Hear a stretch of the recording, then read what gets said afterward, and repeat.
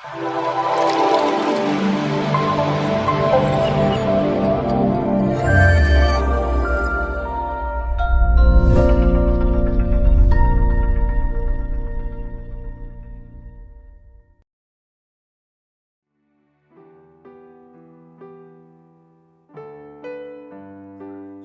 sahabat Bimas Kristen DKI Jakarta yang dikasihi oleh Tuhan kita Yesus Kristus.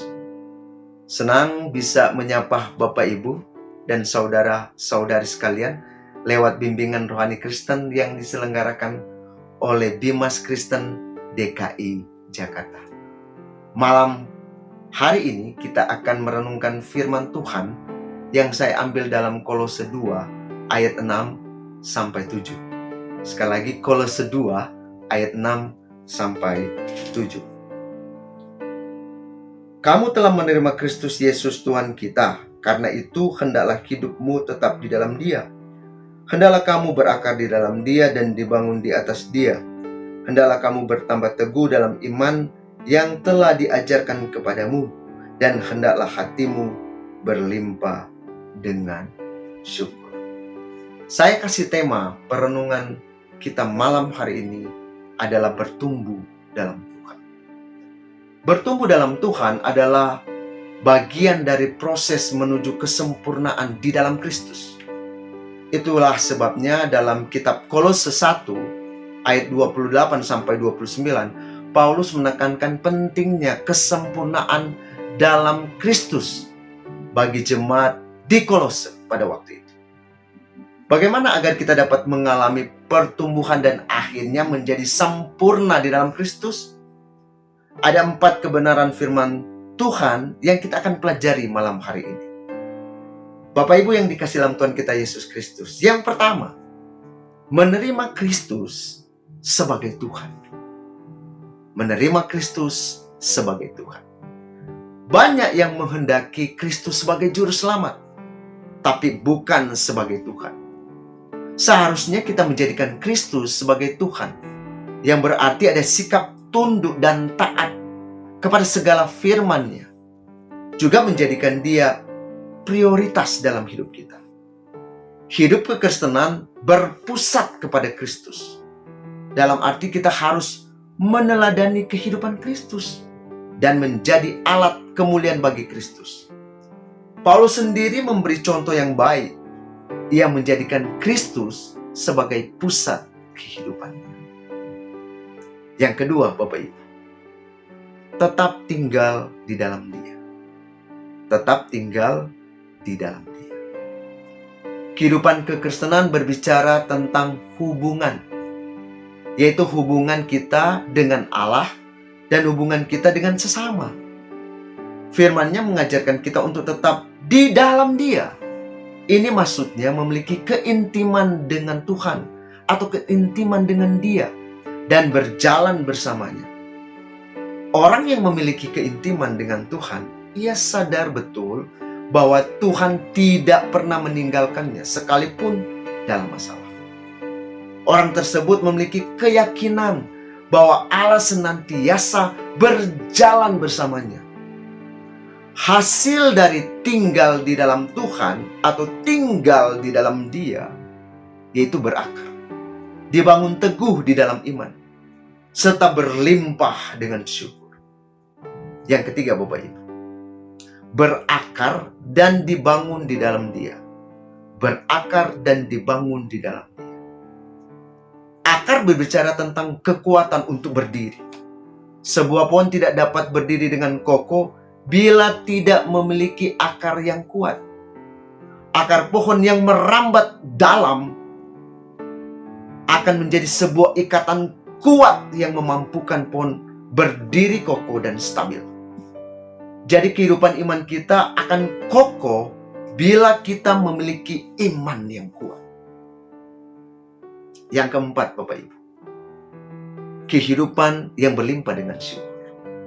Kehidupan yang berlimpah dengan syukur. Orang yang memiliki keintiman dengan Tuhan bukan hanya mengalami pertumbuhan serta memiliki akar iman yang kuat, tetapi ia juga tahu bersyukur kepada Tuhan.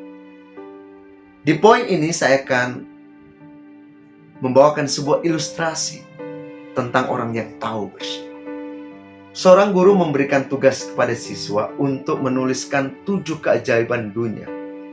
Malam harinya, guru memeriksa tugas itu. Sebagian besar siswa menulis demikian: 7 keajaiban dunia. Yang pertama piramide, yang kedua Taj Mahal, yang ketiga tembok besar Cina, yang keempat Menara Pisa, yang kelima kuil Angkor, yang keenam Menara Eiffel, yang ketujuh Candi Borobudur. Lembar demi lembar membuat hal yang hampir sama. Beberapa perbedaan hanya terdapat pada urutan penulisan daftar tersebut. Tapi guru itu terus memeriksa sampai lembar paling akhir. Tapi saat memeriksa lembar yang paling akhir, guru itu terdiam. Lembar terakhir itu milik seorang gadis pendiam. Isinya seperti ini, Bapak Ibu. 7 keajaiban dunia. Yang pertama, bisa melihat. Yang kedua, bisa mendengar. Yang ketiga, bisa menyentuh. Yang keempat, bisa disayangi. Yang kelima, bisa merasakan. Yang keenam, bisa tertawa. Dan yang ketujuh, bisa mencintai. Setelah terduduk diam beberapa saat, sang guru menutup lembaran tugas siswa tersebut. Kemudian menundukkan kepalanya berdoa, mengucap syukur untuk gadis kecil pendiam di kelas yang telah mengajarkannya sebuah pelajaran hebat, yaitu tidak perlu sampai ke ujung bumi untuk menemukan kebahagiaan atau keajaiban. Keajaiban itu ada di sekeliling kita untuk kita miliki dan tak lupa untuk kita mengucap syukur. Poin yang keempat, jika kita sudah memiliki yang 3 di atas tadi, setidaknya kita tahu bersyukur. Mari kita bertumbuh dalam pengenalan kita kepada Tuhan, supaya kita bisa mencapai kepada kesempurnaan menjelang kedatangannya yang kedua kali. Kita bertumbuh kokoh, berakar kuat, sehingga tidak mudah digoyangkan angin. Kita tetap kuat menghadapi tantangan, karena kita bertumbuh bersama Tuhan. Bapak Ibu yang dikasihi dalam Tuhan kita Yesus Kristus, biarlah renungan singkat ini memberkati kita semua dan menguatkan kita. Mari kita satu di dalam doa. Kita berdoa. Bapa di surga, kami bersyukur untuk firman-Mu. Ajar kami bertumbuh di dalam Tuhan, kuat di dalam Tuhan, berakar di dalam Tuhan, dibangun di dalam Tuhan. Sehingga waktu kami menghadapi masalah, kami tetap bergantung kepada Tuhan. Dan kami akan melihat perkara-perkara besar Tuhan nyatakan dalam kehidupan kami. Terima kasih Bapa, terima kasih Roh Kudus. Siapapun yang menyaksikan acara ini akan diberkati Tuhan. Diberkati Tuhan berlimpah-limpah dalam tugas dan pekerjaannya, diberkati oleh Tuhan. Terima kasih Bapa, kami bersyukur kepadamu. Dalam nama Tuhan Yesus Kristus, kami sudah berdoa dan mengucap syukur. Haleluya, amin. Shalom, Tuhan Yesus memberkati kita semua.